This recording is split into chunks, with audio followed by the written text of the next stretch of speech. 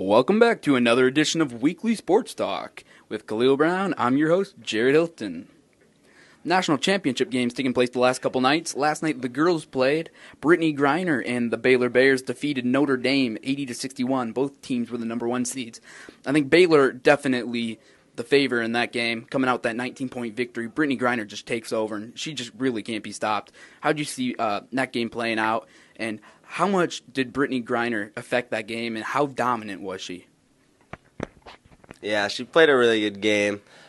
She really controlled the paint. They tried to get her outside the paint is where she's least effective, and tried to guard out in the perimeter. But she had, I think they said that she altered 10 shots, and she had 5 blocks, and she was really dominant down there and forced the teams to really go away from her and try to throw off their game plan. But she played really well. She shot 8 of 9 in the second half. She had 26 points.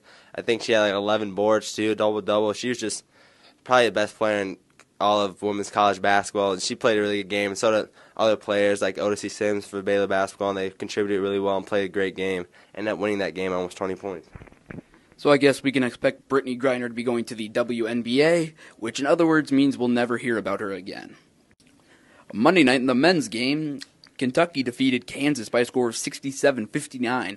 Kansas really dug themselves a hole early. They were down double digits going into the half. It really looked like Kentucky had just taken over. They were really putting them away. Kansas came back out, started off the second half slow too, came back middle of the second half, late second half, started to give Kentucky a run, but late Kentucky hit their free throws, and they were solid down the stretch. Yeah, Kentucky's just playing their basketball like they've been playing all season, especially through the tournament.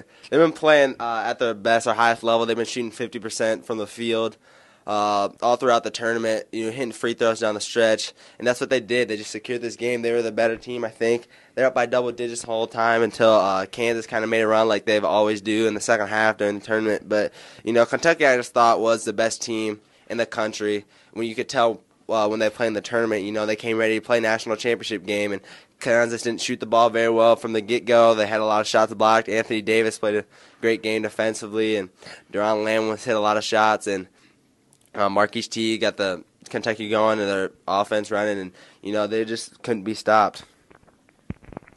And the Masters will be starting tomorrow. I would give you a little bit of insight on that, but I don't really know anything about golf, and neither does Kalehl. So today's the opening day for the MLB season, finally, after all these preseason games, spring training. Exciting that we're finally getting into the season, fantasy baseball, all that good stuff. What's your favorite part of opening day? Yeah, opening day is actually a great day for MLB, to get the season started again all the way, for those teams who didn't make the playoffs, they try to strive now. It starts from right from the beginning and opening day. The teams get excited for their new players to get out there and play, and the new draftees and everything like that. And it's just, a good day for everybody in the MLB, the organizations, and the fans to get the season started again. For another edition of Weekly Sports Talk alongside Kalehl Brown, I'm Jared Hilton.